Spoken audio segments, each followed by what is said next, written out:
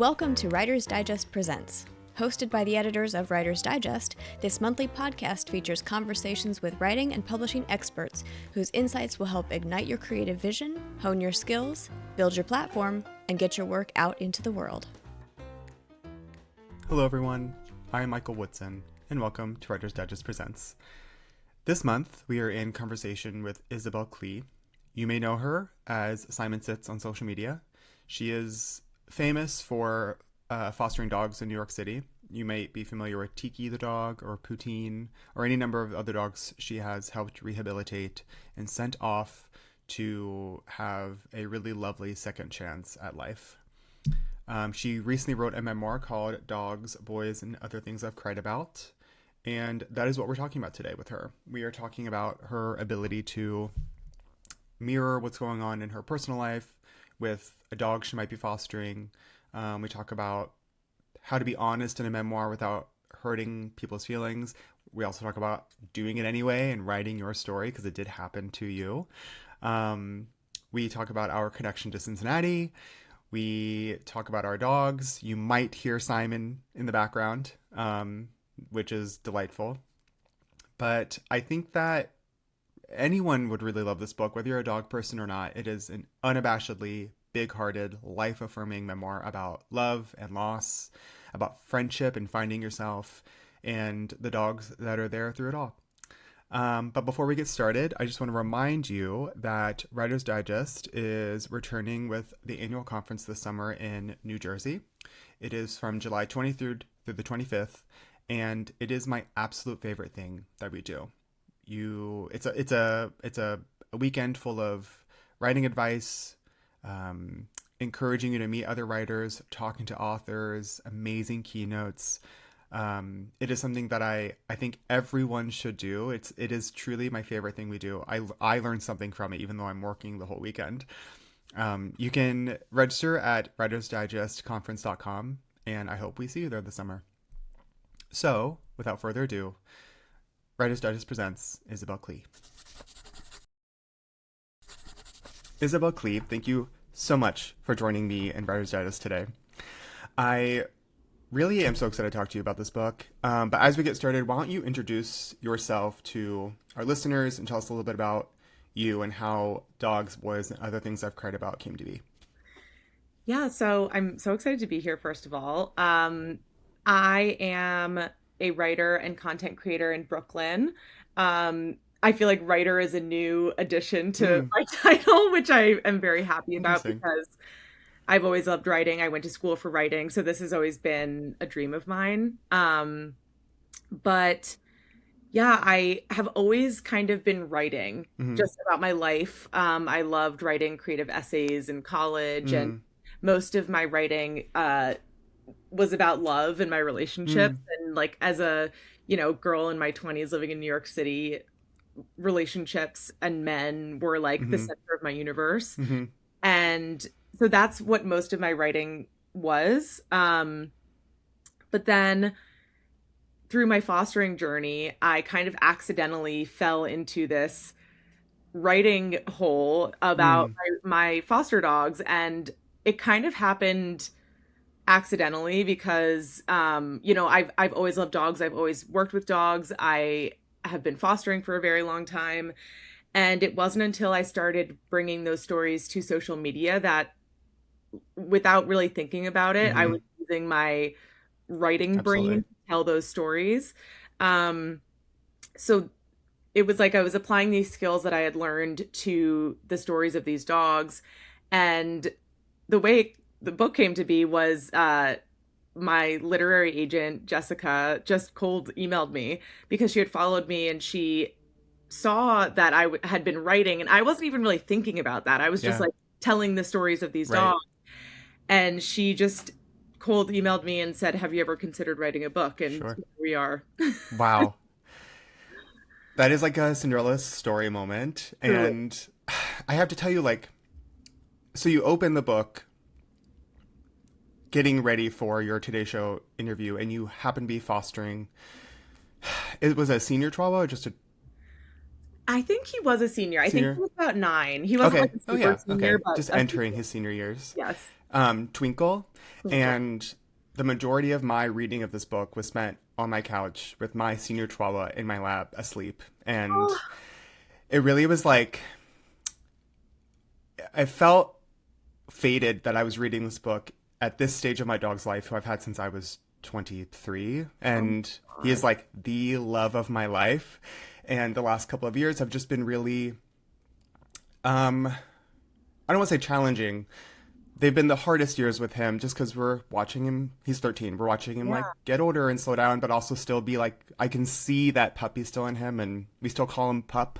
Yeah. And it just was like, I didn't know how important it was for me. I couldn't have imagined how important it was for me to read this book at this moment. And it really felt like the book too does that a lot. Like there's so many moments in the book where like these faded moments of like your childhood dog's name was the same as your employer's dog's name, or like someone's adopting a dog that has a very similar name to a dog that they just had, or even like when you I don't want to give anything away, but like near the end when you're looking through your photos and you realize you accidentally took a picture of your like future fiance, like fate seems like drawn to you. Has this been true for you?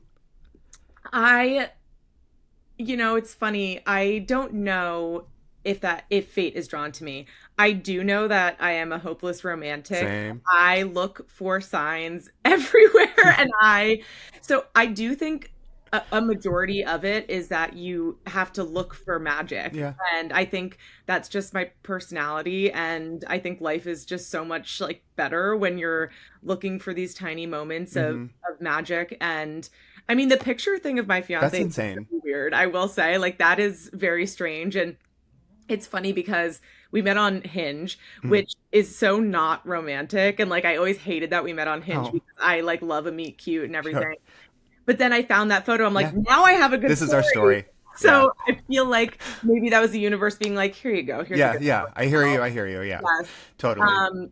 But yeah, I definitely look for signs. I look for magic everywhere. I am like completely enchanted by everything. Yeah. And actually the founder of Muddy Paws, her name is Rachel.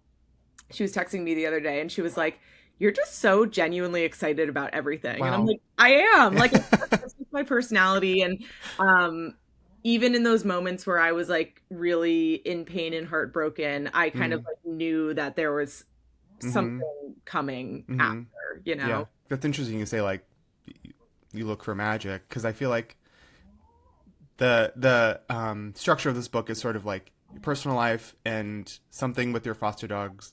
Your fostering experience is like reflecting or mirroring that, and that was really magical. And I'm wondering, like, was this something that you were aware of as it was happening, or did that reveal itself in the process of writing this book? First of all, I apologize if you could hear my dog crying in the back. Are we referring to Simon?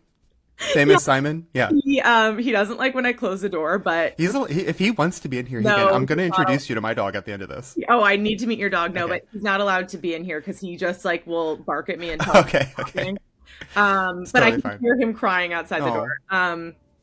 So I have always felt, like, through the process of writing this book, I have always felt that like our relationship with our dogs is more similar to a romantic relationship than we really know, or even like a human friendship, or just like a relationship with a dog is just so deep and there's so much weight to it. And I feel like only recently did people start kind of acknowledging it. Like now some companies are giving bereavement leave if your pet dies, and like things like that, like just really taking it as seriously as that relationship is.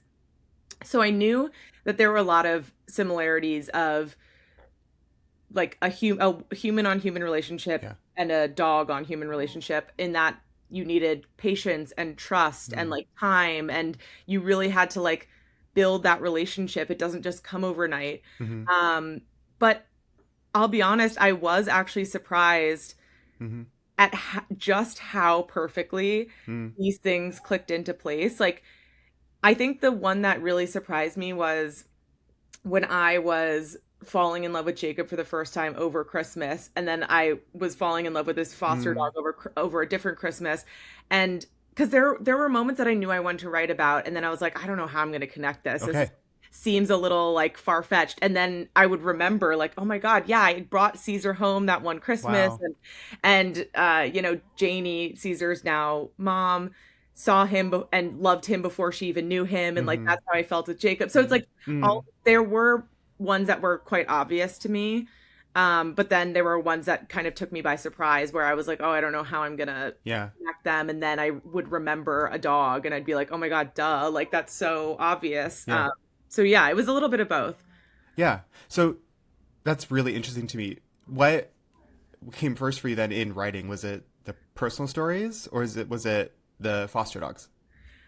I think it was my personal stories Yeah. because the way that it's written is the personal stories are what's chronological. Mm-hmm. So I Mm-hmm. kind of knew like, okay, I moved to this apartment, I lived with these roommates, I dated this guy. Like I knew that chronologically, and then I went back and matched the story of the foster dogs. And Mm-hmm. sometimes they're in real time, like actually connected, like the Right. story of Ireland, like that Yeah. actually happened in one day and then the next day. So sometimes, or like the stories of Simon, like those happen in Mm-hmm. real Mm-hmm. time. But I would say the story, like my personal stories were kind of what guided the book. And Mm-hmm. then the dog stories I would fit in Yeah. afterwards. Yeah. So, okay, you open the book with something you touch on throughout as well, which is that like fostering an animal is so much more than like the gallant stories we see in the news of like it's what happens after that as well. Yeah. It's the day-to-day cleaning and the anxiety. The cleaning part, I was like, wow, thank God You you feel like touched on I'm that. Yeah. Yes. And like hoping for the best and getting attached, but trying really hard not to get too attached. And Yeah. is that something that generally is like passionate that you're sure people know about? That you want to make sure people know about? Yeah, I think you know, if you scroll on social media, most of the stories, and again, I think it's changing because I think more people are talking about fostering and understanding it, but it's like most of the stories are like, you know, somebody pulling a dog out of a lake Yes. or the and all these stories are incredible, don't Of get me wrong, course. but like Yeah. or the you know the activists that like stormed the beagle testing lab, and it's like Mm-hmm. there are these incredible stories, but then what happens? Mm-hmm. Like what happened to all those dogs? Who are the fosters that are taking care of Mm-hmm. those dogs? Um, you know, my dog Simon is really medically complex. He just had a Mm-hmm. seizure this morning, Mm-hmm. and it's like I wake up to that happening, but I still have to do this podcast, and Mm-hmm. it's like Right. life goes on, and you have to like do the thing and clean up his pee and his poop and his Mm-hmm. vomit, and then like take care of him for a couple hours, and then like life goes on. So Mm-hmm. I think it's like showing those smaller moments Mm-hmm. that we might think are not that interesting, Mm-hmm. but in reality they are so interesting. I think Yeah. if my Instagram account or social media accounts can speak to anything, it's like people really care about those small Mm-hmm. moments, and they really care about like if a dog plays with a toy for the first time, or Right. if a dog pees outside for the first time. Like we think that's so silly and like who cares, but people really do care, and people really are invested. And yeah, I think telling all of it is important, not Yeah. just the story of, you know, saving a dog, but Yeah. also like those steps taken to make that dog like happy and a good Totally. pet and trust humans. Like I think Mm-hmm. those are really what people connect to. Yeah, yeah, because like the inertia of like life is your experience with your dog. Yeah. You know, like those everyday things. Like Right. our dog, as I said, is a senior, and we're navigating. He has less of an appetite. He's Yep. less mobile. He doesn't go to the bathroom when he should always. And like this morning, he like had a good normal poop outside, and we were like Oh, thrilled. normal poop can change my entire day. Literally, and starting the day that way, I was like, "Thank God." Like God is good. Yes, yes. You was mentioning sort of like online. You do have obviously a large online following, and I'm wondering, in writing this book, did you feel like how did you navigate sort of reintroducing yourself to people who maybe aren't particularly like knowledgeable in what you do already? So you might have noticed that I didn't mention social media I at thought you all. did that really well, actually. Thank you. And that was really intentional because there's a couple reasons. Number one, I just kind of think it's like cheesy to be like, this video got 2 million hits. Like, Yeah, like not to brag. I've read memoirs like that like mention social, like memoirs of content creators, which I get people are wary of. I understand. Then I don't know. I just like, I find it cheesy. And then on top of that, I think it ages a book. Cause like, when you're reading a book and you're like, I got 3 Facebook likes and you're like, oh, this was written in 2007. Literally, like, you immediately know.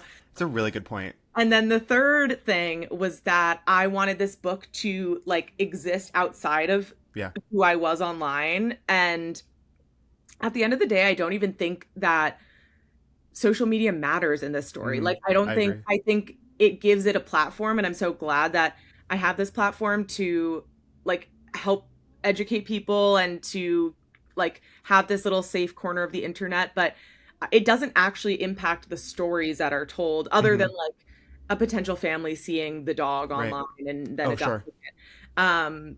But I wanted this book to exist outside of social media. I've said this in a couple of interviews, and maybe she'll hear it one day and be like, why does this girl keep talking about me? But I was really inspired by Crying in H Mart. Oh, totally. Wow. Because she's this like badass rock star, but she never talks about it. It's like completely outside of that. It's just her relationship with her mom and, her husband and all these things. And even my cover, I went into like all of my editor meetings and I was like, if you want this memoir to have my face on it, I don't want my face on it. I just want it to be like my story outside of who I am as like a person or as like a figure, you know what I mean? So yeah, she was a big inspiration for me because I was like, this woman has like this amazing career as a musician and an artist, but like this book is like not even about that, which I thought was just so cool. Just like stands independently of who she is, kind of. Okay, so going off of sort of social media, and people do know a little bit about like the dogs that you've fostered. Yeah. For me, your content showed up first. I was made aware of you first when you started fostering Poutine. I loved watching Poutine on social media, and so I was so glad to see that story in the book. But I'm wondering, like, how did you feel pressure because of like people's response to certain things on social media? Did you feel like I really need to fit this dog in here, but I can't? Yeah. Not so much. I mean, so I will say that Tiki obviously is my most famous foster, and he just like took the world by storm. And I finished my draft in April, my first draft in April, and I fostered Tiki in June. Okay, that was another question. And he got in right under the wire when I had to, hand in my final manuscript, and my editor was like, you have to add Tiki. Yes. And I was like, you're right. Like if Tiki wasn't in the book, there would be a riot, I will say. He's on the cover. Yeah, he's on the cover. Yeah. And that story was just so life-changing.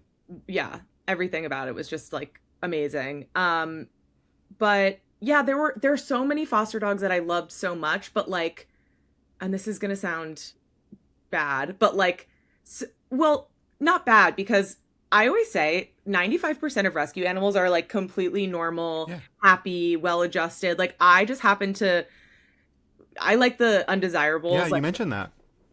So some of my earlier foster dogs didn't have much of a story, which is like good. Like I'm totally. Like, that's like the best case scenario, is that like a dog is just like happy, normal, like came from a normal situation. Like that's the best case scenario. So I did have a lot of fosters that like there just wasn't much to say in a book. It's true. But I will say I had a few fosters like after finishing the book that I really wish that I could have included. Whimsy is one that I really loved her story, and then Zero, my foster dog that I had to put down. So those are two that I would have really loved to have in the book. Maybe if I write another one, or like essays. Sounds like you like to write those too. Just yeah, like online. That was another fated thing for me, where when you were chronicling that online, my sister-in-law had to behaviorally put her cat down. It was painful for them, and it was like right around the same time, and I was just like, I gave her your account because I was like, I think this will make you feel a lot better. And just crazy how life works that way. Yeah. It's never easy, even when you know it's the right thing. It's like, that was your first experience with that, right? yes, I've had 2 fosters pass away. One, not in my care. One was very old. And then the other one was very medically complex. Osito, the little Yorkie, and he had a lot of neurological issues. And he got adopted by this amazing family, and he only lived for another 6 months. So, but that was my first foster that in my care we had to put down, and it was just like brutal. Yeah. It was so brutal. And then it's brutal no matter what, but then to do it in front of millions of people and have everyone like criticize your choice, even though you know that like it's the right thing and all these vets have co-signed it, and yeah, it's just very difficult, obviously. How do you navigate that? Because I obviously you're seeing all of that, but from my point of view, people seemed to really understand. Yes, most people were so understanding. Because like if you're a pet lover, you've gone through it, like you understand. The way that, of course, like I read some comments and they get to me, but ultimately I'm working with such like an amazing team of professional people that like I think the people who are critical of it think that I just like did it myself and like made this decision. Absolutely. But I'm like working with like a team of vets, a team of behaviorists, a team of like people who are like, they made the decision, and I, all I do as a foster is like give them the information of like what I'm seeing at home, but they witnessed it themselves as well. So I just like go into all these situations knowing that like I wholeheartedly trust the people that I'm working with. I love Muddy Paws Rescue so much. I love their staff. And so like I know that it was the right thing. They know it was the right thing. And like if a stranger on the internet disagrees with me, like that's fine. That's on them. Yeah. Yeah. I'm like, that's fine. Their burden to bear. You are allowed to do whatever you want with your animal, but like this is the choice that we made, and I like stand 10 toes down on that decision. Yeah, for sure. I read somewhere, maybe it was like it might have been social media, something you said, but something about how you were more vulnerable in writing this book, and you were showing more vulnerability than on social media, and it really got me thinking about like the emotional responsibility of memoir writing. It's one thing to like write an emotional scene in fiction, but it's fiction. It's another thing to have to revisit actual trauma and personal history. And I've always observed you as being really vulnerable. Like as we were talking about, like I've witnessed the difficulties in fostering, and I when I read that, I was like, how could she possibly be more vulnerable? Like, I'm scared. But I do think like you're really generous with what you share in this, and what you've chosen to share with readers. And obviously, in order to share those moments, you have to go back and remember painful things or watch videos of these dogs. And I think I'm wondering if, because you were already doing that with social media, like you're not sharing things exactly in real time. You have to go back and edit it together to show us. So I guess my question is, when it came to writing this, did you feel like you were already practiced in doing that, or did you have to tap into like a I don't know, braver part of your personality and be like, I'm choosing to be vulnerable? I think for better or for worse, being vulnerable comes very naturally to me. I'm very like wear my heart on my sleeve. I'm such an external processor. It is scary. And I'll like meet somebody and like be like telling them like everything about myself. So it really wasn't that hard for me to be vulnerable. But I think that I had a conversation with somebody recently because they kind of asked me a similar question.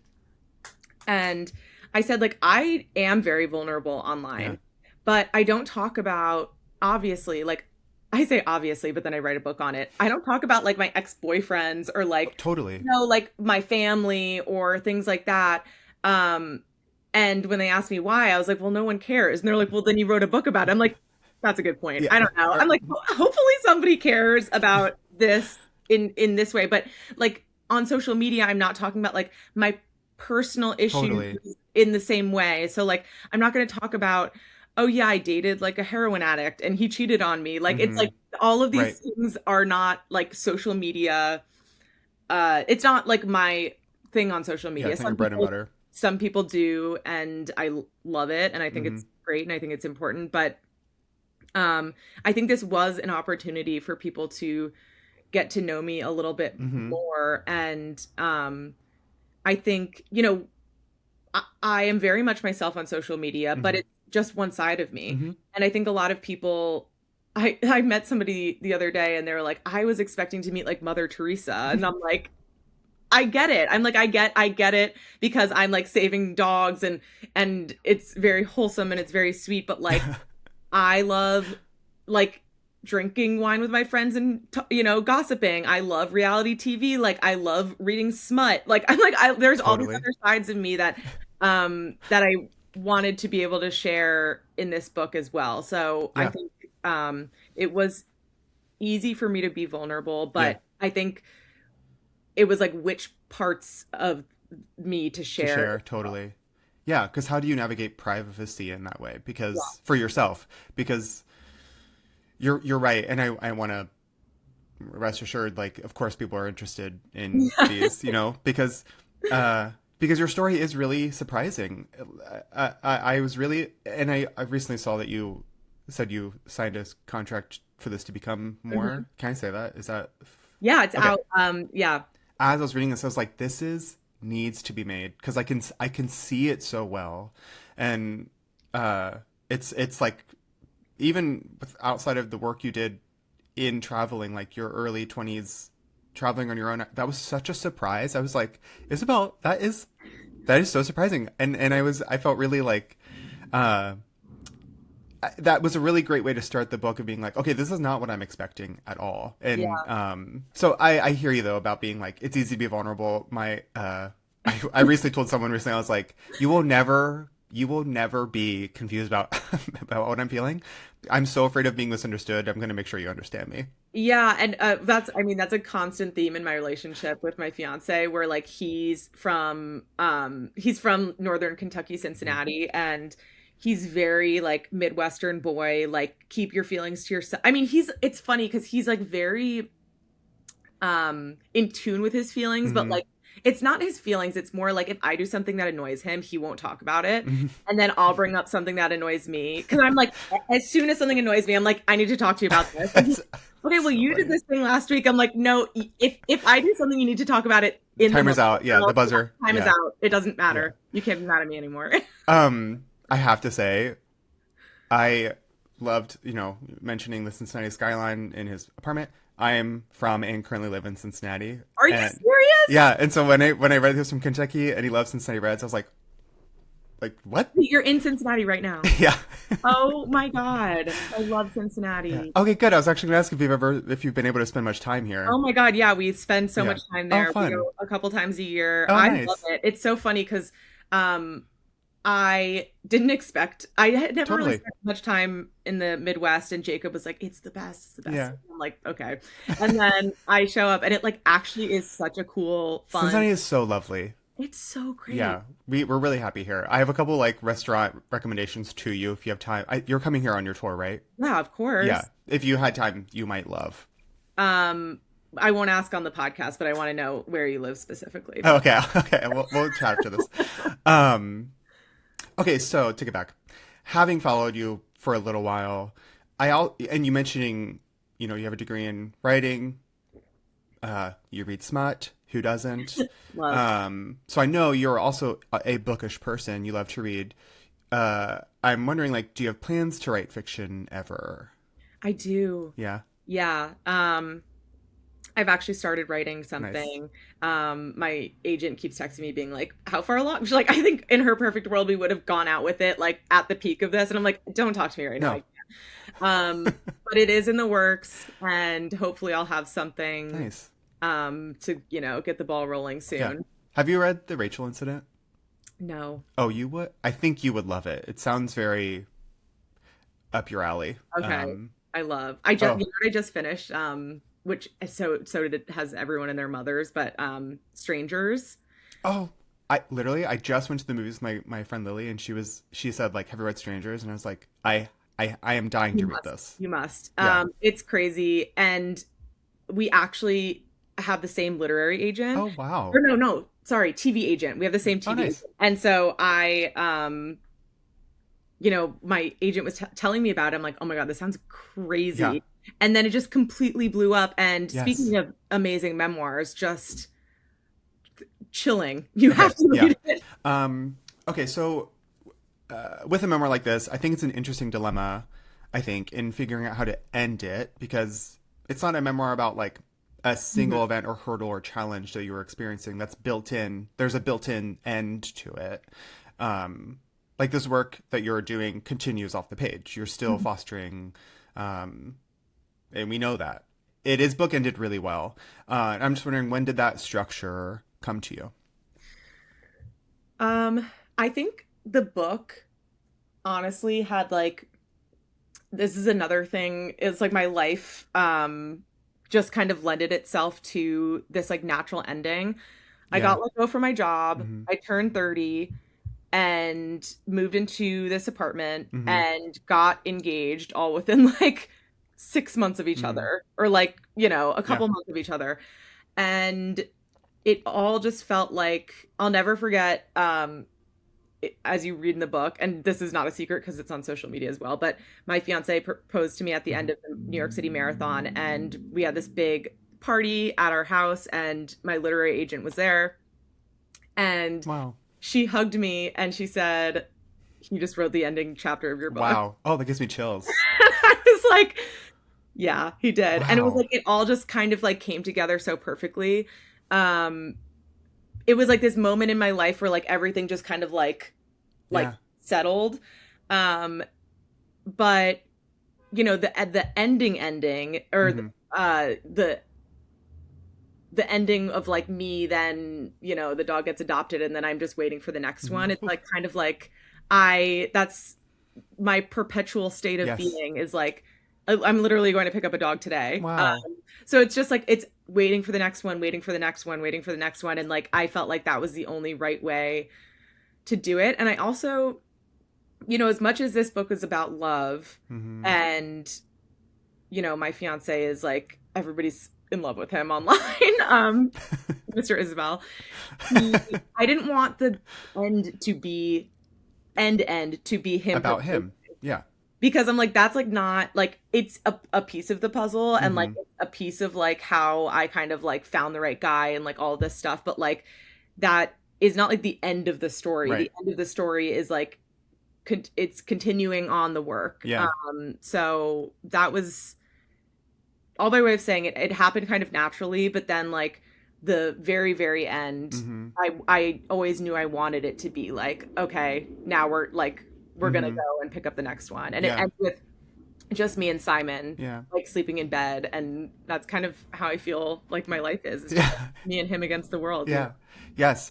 Okay, to echo that, I think you do that really well, in the sense of how earlier you were saying that the human stories is the linear part of the book, and there is a real clear like journey there that feels very universally your 20s, and also very intimately about Isabel, where our friendships we're obsessed with our friendships, and we don't know how, we can't fathom being alone, and even just not even like in life, but like in a moment, and getting to the point where you move into your apartment for the first time, your single apartment for the first time with Simon. And there's a moment you're like, I love my friends, but I wasn't in as much of a hurry to like see them all of the time. And I was really like learning who I was and getting used to being by myself. And so even hearing you say like, I didn't want the end to be about him proposing makes so much sense to me, because the book, like you said, like it is about love, and it's lovely. You found love. It's so much more than about like a happily ever after in that sense. Yeah, I think it's it's about so many things, but like I think it was like, and the larger message is like, I couldn't find love until I was okay just being alone. Exactly. Yes. And like, I was so caught up in like filling this hole of like, I just want to be loved. I just want to be loved. I just want to be loved. But like nothing was ever quite right. And like everything felt weird. And then it was like this thing inside of myself that I had to navigate first before love could even make sense. So yeah, I feel that, I mean, that apartment was so transformative. Such a turning point for me. And I just remember like, I write about this, but like, you know, these weeks and months on end were like, and my friends are so important to me, but I'm like, I just don't really want to like hang out. I'm like, I just kind of want to be alone. I just felt so like raw and exposed, and like even just like having casual conversations seemed like too difficult. And it was like, no matter what, whether I was with people or I was alone, I was with Simon, and like he was this like constant, and he kind of like allowed me to feel comfortable being alone because I was never alone. Totally. And I always had him, and he was just like this steady presence that allowed me to like figure things out on my own time, because I stopped like looking for that companionship in other people. Yeah. Wow. Yeah. I don't want this to end, but as we're wrapping this up, I'm wondering, like, do you have any parting advice for other writers who are like putting pen to their personal stories? Like, how do they navigate creating like a linear story out of what they've experienced? I feel like my number one piece of advice, and something I struggled with for a really long time, is to like not write with other people's feelings in mind to begin with. Obviously, wow, yeah. Like, just like write. And don't worry about how it comes across. Don't worry about how your mom might feel. Don't worry about like your fiance or your ex-boyfriend. Like, just write. And I think it's so hard with memoir because like, you know, you have to consider other people's feelings. And I feel kind of lucky because like, I don't, you know, I'm not in contact with my ex-boyfriend, so I don't have to like, I'm that way too. I'm like, can just write freely and like not kind of have to worry about, and obviously everything has been changed. So like nothing is identifiable, but I think, you know, if this were a memoir about my parents, it would be much harder for me because my parents are my best friends, but like any relationship, it's complicated and there's things about it. And I think trying to write without people's feelings in mind is the most important, but also the hardest. Yeah. And I actually got really lucky because, you know, the biggest story that I wrote with the person that's still in my life is my fiance, Jacob. And he said the magical words that every writer wants to hear, which is write whatever you want. And whatever you write will be perfect. And he actually insisted that he not read anything until like the manuscript was turned in, because he didn't want to change anything, and he didn't want to have like any feelings about like change this or say this. And so that I just felt really lucky to have that. But yeah, I mean, I you know, I'm not in the business of giving out much advice because this is the first book. Maybe like 5 books later, I'll give you better. You're saying something that I've heard echoed before, which is, I can't remember who said it, but they were like, no matter what you write, so-and-so is going to think you're writing about them, even if you tell them you're not, so write it anyway. And that really resonated with me, because I struggle with, even with fiction, being like, I really try not to pull from my life just because I don't think my life's been that interesting. So like, but people will see themselves just because they know me. And so like, I cannot worry about that. That is putting the cart before the horse. Yes. And also, I'm going to botch it because I don't, there's that famous quote, like, if somebody wanted you to be nicer, they should have behaved better or something, you know, it's like that, these things actually happened to me. And in reality, actually, I had to take out a lot about my ex's post-legal read, so I could have been mean.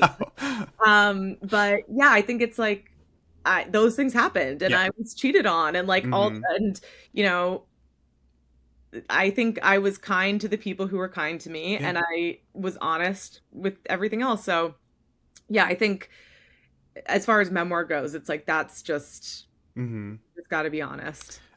Isabel, this has been so lovely. Thank you so much for chatting with me today. Where can people find you online? So people can find me at Simon Sits on Instagram and TikTok and Facebook, I think. I don't know. Instagram just cross-populates. And then you can buy my book anywhere where books are sold. Yeah, awesome. Thank you so much. Thank you. Thanks for listening to Writer's Digest Presents. Visit us online at writersdigest.com and make sure to follow us on social media at Writer's Digest for daily updates on articles, online courses, live events, and more. See you next time.